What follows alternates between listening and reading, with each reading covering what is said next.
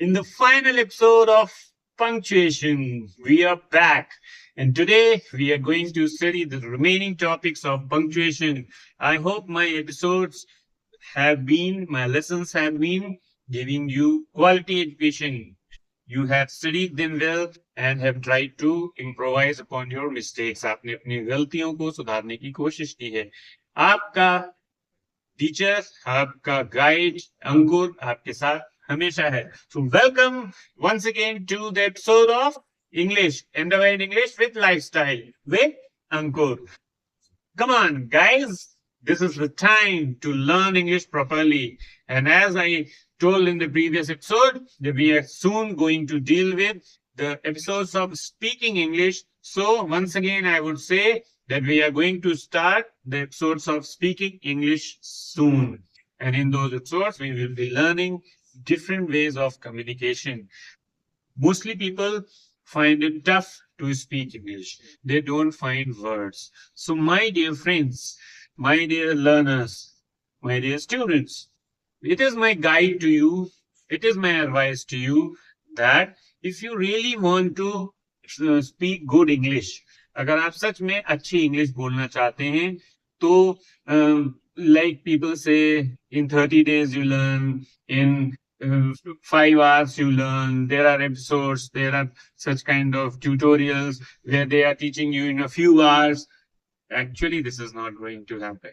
You may learn a few words to speak. आप कुछ शब्द भले ही सीख लें, लेकिन fluent English बोलना कुछ घंटों में नहीं सीख सकते. The right way of learning to speak English is to speak on a regular basis and read as well. जब आप पढ़ना रोज शुरू करेंगे English and read it aloud, take an English book. Take an English book, read it aloud, बोल कर, शब्द बोल कर पढ़िए. The words which you don't find pronunciation of, जिन शब्दों का pronunciation आपको ना मिले, underline करिए, अपने टीचर से पूछिए, मुझसे पूछिए. You tell me in the comments, so what is the pronunciation of it? I would surely tell you in one of the episodes or in some way or the other. Because unless and until you learn the pronunciation, you won't be able to speak correctly. And the first and the foremost step is reading aloud and then speaking on a regular basis. आप थोड़ा बहुत बोल सकते हैं. कोई पूछे आपसे how are you, I am good, thank you बोलना सीख जाएंगे, सॉरी बोलना सीख जाएंगे. But speaking regularly on various topics, communicating to someone will only come when you speak on a regular basis. जब आप रोज बोलेंगे, जब तक आप everyday habit नहीं डालेंगे बोलने की, unless you put an everyday habit of speaking English regularly, it is not at all possible to speak English. English doesn't come in a day. जो प्रोमिसेस ऐसे करते हैं कुछ घंटों में सिखाने की, वो बेईमानी है. That is not correct. One can't learn. जो बोलना आता है, जिसको जो बोलता रहा है वो सीख सकता है.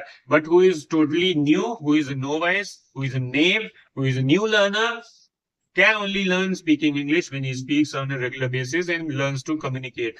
अपने दोस्तों से बात करिए. कोई तो ऐसा होगा बच्चा क्लास में, कोई तो ऐसा साथी होगा जिसको इंग्लिश सीखना होगा, one who would be interested in speaking English. उसको सुनिए और उससे कम्युनिकेट करिए. घर जाकर कोई भी एक इंग्लिश की बुक, कोई भी सब्जेक्ट की book, not just English, any subject book which whose language is in English, just read it aloud. उसको बोल कर पढ़िए. Regular basis पे devote at least 15-20 minutes, half an hour every day reading and then speaking. I promise you, I guarantee, then in a month or 2 weeks, 2 months or 3 months, 6 months max, you would be able to speak English properly. Then it will take a little time, and in 6 months you would be fluent enough to speak English. I promise that. I guarantee that. There is no shortcut, my guys. That has made all the difference. Robert Frost Holmes says that. ये poem में ये कहा गया है. I chose the other one and that has made all the difference. So don't go for shortcuts. कि जल्दी से सीख लें. No, go for a proper way. Then you can learn. So let's begin with this advice. Today's punctuation exercise, and today we are going to wind up this series of punctuation finally. And today's first topic is square brackets.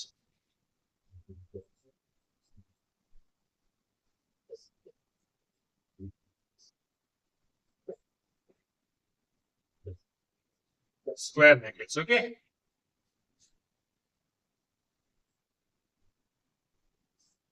Square brackets very less commonly used brackets. Mostly हम क्या करते हैं, circle वाले round brackets use करते हैं, ठीक है. But square brackets are very less use, seldom use. तो इनका यूज लेकिन कहाँ है मालूम तो होना चाहिए. मान लीजिए एक्सरसाइज में ही पूछ दिया जाए, मान लीजिए sometime someday we have to make use of these square brackets, what we will do. तो इनका स्क्वायर ब्रैकेट का यूज है टू एनक्लोज एन एक्सप्लेनेशन और कमेंट बाय समवन. किसी की कमेंट या एक्सक्लेमेशन को, सॉरी एक्सप्लेनेशन को बताने के लिए कि ये इसने किया, इंपॉर्टेंस दिखाने के लिए. समझ में आया? टू इंक्लोज अ कमेंट और एंड एक्सप्लेनेशन. ठीक है. किसी की कमेंट या एक्सप्लेनेशन को शो करने के लिए क्या करते हैं, हम स्क्वायर ब्रैकेट्स को यूज करते हैं, तब राउंड ब्रैकेट्स नहीं यूज करते हैं. जैसे किसी की कमेंट या किसी को बताने के लिए, जैसे अगर हम लिखे किसी को रेफरेंस देने के लिए भी हो सकता है. It can be for reference also, explanation और रेफरेंस भी हो सकता है, किसी को रेफरेंस देने के लिए भी. सो अगर हम कहें एट दिस पॉइंट शी, अब नाउ शी लिखने के बाद हम क्या करें, हम किसी का नाम लिखें जिसको हम रिफर कर रहे हैं.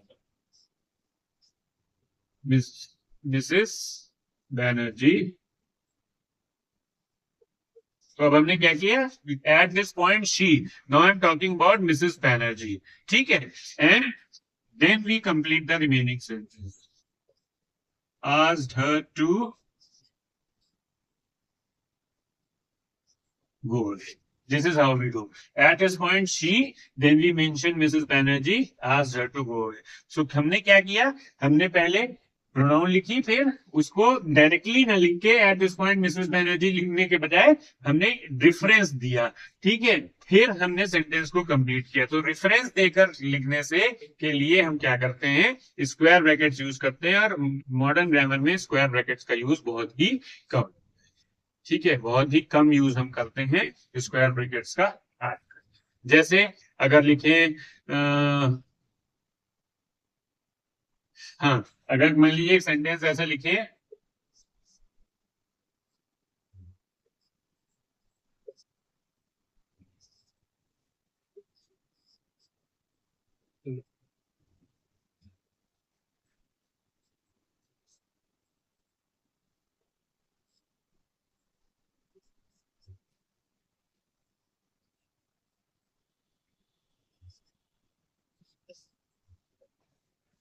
There was he and his friend for the party. So in writing हम रेफरेंस दे रहे हैं, बोलने में रेफरेंस समझा रहे हैं. Just we are speaking about वो था. वो का मतलब जब हम हिंदी में बोलते हैं ना, वो था, indirectly refer करते हैं, but we are not mentioning the name. So that kind of a situation is here. There we are actually not telling the name और referring the name directly, instead reference दे रहे हैं. ठीक है. किसी comment या एक्सप्लेनेशन के according हम रेफरेंस दे रहे हैं. Then we make use of क्या, कौन से ब्रैकेट्स का यूज करते हैं, स्क्वायर ब्रैकेट. तो ये एक्सप्लेनेशन भी है. ही का एक्सप्लेनेशन है कि ही कौन है, मिस्टर सिंह है. शी कौन है, मिसेस बैनर्जी है. तो ये रेफरेंस भी है, इसको रेफरेंस भी बोलते हैं या इसको एक्सप्लेनेशन भी बोलते हैं. We also call it as explanation. So this is the use of square brackets. We are very rarely used nowadays. इनका यूज बहुत ही कम हो गया है. ठीक है. अब स्क्वायर ब्रैकेट्स मोस्टली नहीं यूज किए जाते. ठीक, समझ में आया? अंडरस्टूड? नाउ नेक्स्ट वन, तो सीख लीजिए मेरे साथ. I hope my episodes will be good enough for you to learn. If you are really interested in learning English, writing English correctly, then you need to know the punctuation. तो आपको punctuation जानना बहुत ही जरूरी है, क्योंकि punctuation marks जो है, एक एक punctuation mark they. In US a man was interviewed and one of the top jobs and he just forgot to put a comma. He was not given the job. सिर्फ comma एक जगह नहीं लगाया था, इसलिए उसको जॉब नहीं मिली. Such is the precision ठीक है, ये प्रेसिशन है, मीन्स एग्जैक्टनेस, परफेक्ट होना चाहिए। तो पंक्चुएशन का इतना इंपॉर्टेंस है। ठीक है, now next is round brackets. इनका अभी भी यूज मोस्ट कॉमनली होता है। ठीक है, स्क्वायर ब्रैकेट्स तो बहुत कम यूज हो रहे हैं, राउंड ब्रैकेट्स मोस्टली यूज होते हैं। राउंड ब्रैकेट्स का यूज लेकिन क्या है, have you ever thought of कहाँ यूज करते हैं? किसी चीज को रेफरेंस देने के लिए। रेफरेंस का मतलब कोई हमने चीज, जैसे किसी का नाम मेंशन किया और नाम मेंशन करने के बाद हम उसकी डेट ऑफ बर्थ लिखना नहीं चाह रहे हैं, या उसका जो क्या पीरियड ऑफ वर्किंग है हम लिखना नहीं चाह रहे हैं, we are not intending of telling it, तो उसको हम क्या करते हैं, ब्रैकेट में लिख सकते हैं। या रेफरेंस देने के लिए, जैसे बुक्स लिखी जाती हैं तो बुक्स के पीछे बिब्लियोग्राफी लिखी जाती है, यानी कि कहाँ कहाँ से इसमें से पॉइंट्स लिए गए, कौन सी कोटेशन किस राइटर की बुक से ली गई। So for that reference we use round brackets.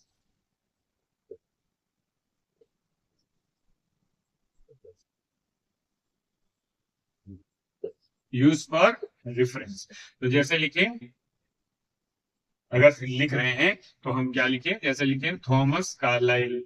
Thomas Carlyle was a writer. अब हम थॉमस कार्लाइल लिखने के बाद हम क्या कर रहे हैं, उनकी जो जर्नी थी, जो जीवनी जैसे लिखते हैं ना, हिंदी में जीवनी लिखते हैं, तो वैसे जब हम लिखते हैं तो इनका हम टाइम पीरियड लिख रहे हैं, कब से कब तक ये जिंदा रहे, तो हम इस तरीके से लिखेंगे, Thomas Carlyle 1795 to 1880।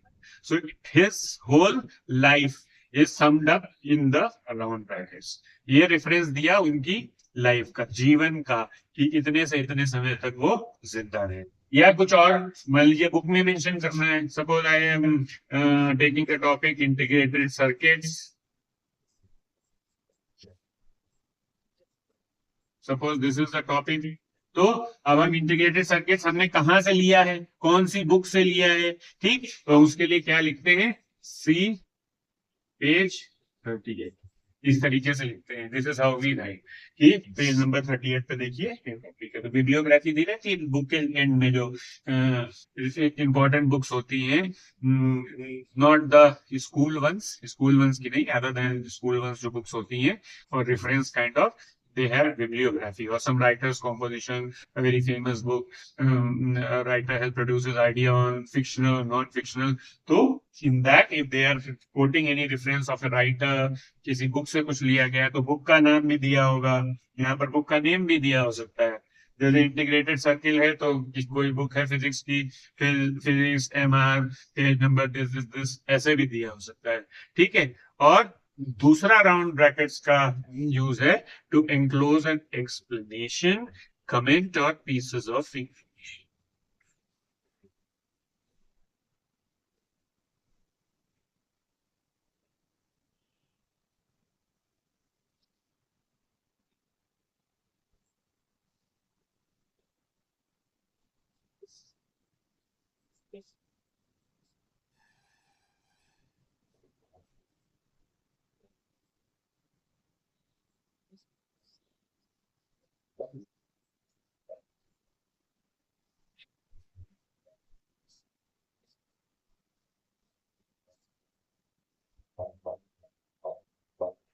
Explanation, comments और पीसेस ऑफ इंफॉर्मेशन, इसके लिए भी यूज किया जाता है।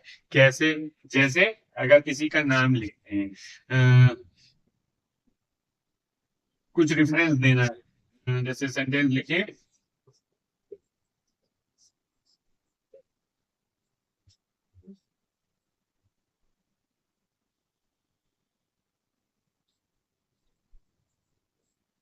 अब हमने क्या लिखा, he is as always was.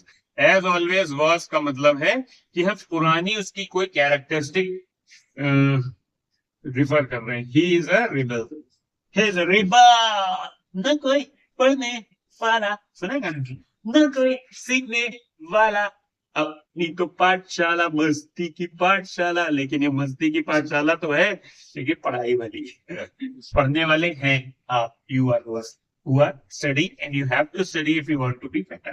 बताया था कुछ शुरुआत में। So he is as always was a rebel। With. तो हम क्या कर रहे हैं, पहले उसकी कोई कैरेक्टरिस्टिक मेंशन करने के लिए, रेफरेंस देने के लिए, एक्सप्लेनेशन देने के लिए क्या कर रहे हैं, we are making use of round bracket. ठीक है, जैसे लिखे, जैसे कोई सेंटेंस लिख रहे हैं वहां पर ही शी यूज कर रहे हैं, एक जगह पर कहीं पर we can mention the new, they talk about him, they talked about him, Tennyson, ठीक है, they talked about him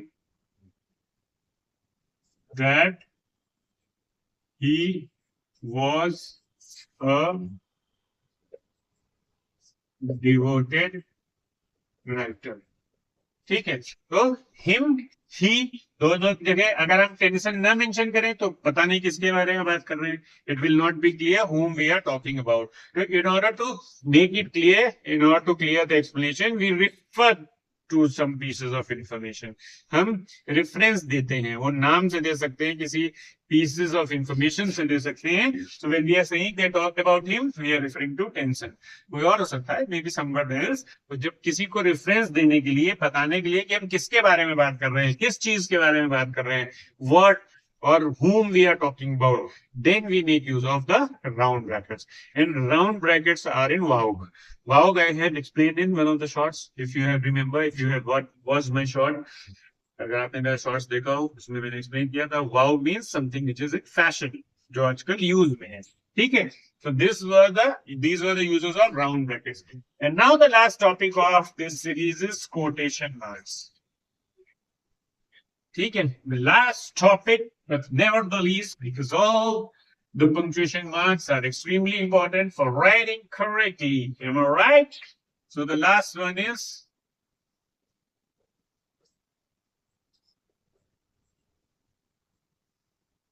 quotation marks. ठीक है, अब कोटेशन मार्क्स डबल होते हैं, सिंगल होते हैं, डिफरेंस क्या है बताइए, कोटेशन मार्क्स में डिफरेंस क्या है, क्या कोई बताएगा मुझे, इस कोटेशन मार्क्स में सिंगल कहाँ यूज होते हैं, डबल कहाँ यूज होते हैं? दोनों ही quotation marks, whether we use single और वेदर वी यूज डबल, दोनों ही कोटेशन मार्क्स एक ही पर्पज से यूज करते हैं, use for quoting some important words और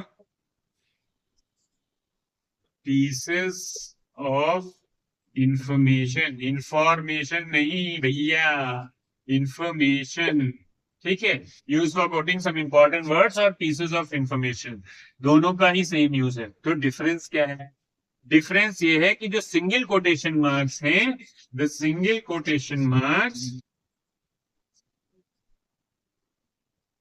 द सिंगल, ये है ब्रिटिश इंग्लिश, और double quotation marks, yes now you guessed it right, these are American English. दोनों का एक ही यूज है, both are used for the same thing, to quote something, to quote somebody's work। Direct speech में use करते हैं, जब words interrupt करते हैं, जैसे समझ में आया what is the difference? Single quotation marks are used in British English and double quotation marks are used in American English, that's the difference. Yes, this was the hidden thing which nobody told you earlier, I am telling you, that's why I am saying my episodes are different, my episodes are absolutely beautiful, something अलग। सीखो तो तब तो जानोगे। तो जैसे लिखें रोहित, यहाँ डबल कोटेशन भी यूज कर सकते हैं, रोहित सेड, फिर कॉमा लगाया, फिर डबल कोटेशन मार्क्स लगाया, फिर कॉमा लगाया, फिर डबल कोटेशन मार्क्स लगाया, Rohit said I M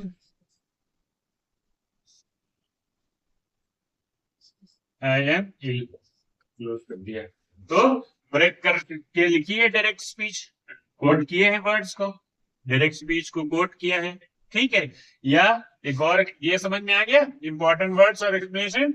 another example यहाँ पर लिखते हैं इंपॉर्टेंट इंफॉर्मेशन के लिए। तो ये पहला एग्जांपल हुआ कि कोट करने के लिए डायरेक्ट स्पीच को, वो ब्रोकन हो तो अलग अलग कोट करेंगे, और नहीं ब्रोकन है तो एक साथ कोट करेंगे। जैसे डायरेक्ट नरेशन तो पढ़ा ही होगा आप लोगों ने। He said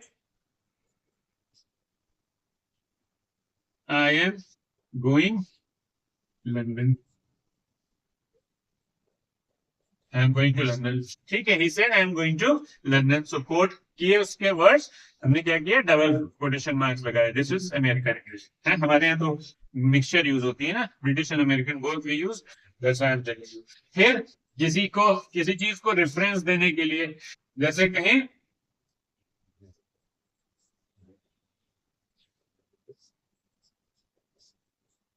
Milton said, Milton की कोई कोट लिख दें। हाँ,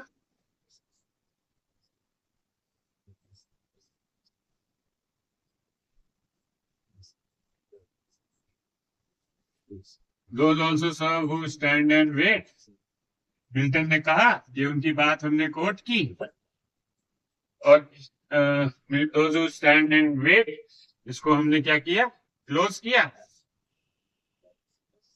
ठीक है, मिल्टन से those who stand and wait and people love him for that। तो हम एक सेंटेंस लिख रहे थे जिसमें मिल्टन की बात को हमको कोट करना था, रेफरेंस देना था। तो in order to quote Milton's words we use inverted commas या कोटेशन मार्क्स। इन्वर्टेड कॉमर्स भी बोलते हैं इनको। इन अदर हैंड, ये भी चलो ध्यान आ गया, इनको दूसरे नाम से भी जानते हैं, इनको क्या बोलते हैं, इन्वर्टेड कॉमर्स भी बोलते हैं। ठीक है, इनको इन्वर्टेड कॉमर्स भी बोला जाता है, कोटेशन मार्क्स भी बोला जाता है। इनको इन्वर्टेड कॉमा भी बोलते हैं और कोटेशन मार्क्स भी बोलते हैं। तो single is used for British and double is used for American. तो आपको रूल समझ में आ गया। What is the rule, that in order to quote somebody's words direct speech में, नरेशन में, और या फिर किसी कुछ लाइन लिख रहे हैं, कोई आर्टिकल लिख रहे हैं और उसमें हमें किसी की कोई बात कहनी है, लिखनी है, इंपॉर्टेंट, किसी राइटर ने कही, किसी खिलाड़ी ने कही, so we can mention that. For that quotation marks और inverted commas are used. Understood? So these were the very important episodes. These were very important attributes of punctuation marks. I have explained all of them. जो आपके छूट गए हैं वापस जाइए, फिर से पढ़िए। And I hope the early lesson, how to speak English, was good for you. Coming up with new episodes of learning to speak English. Speak English कैसे अलग अलग situations में अलग अलग अच्छे से बोलेंगे। तो जुड़े रहिए मुझसे। Be present in my episodes all the time. Keep connected with me so that you can learn to speak English fluently. Not in a day's time, but with constant efforts. Thank you very much. Cooperate a little, help me a little, do like, subscribe, and share. Bye.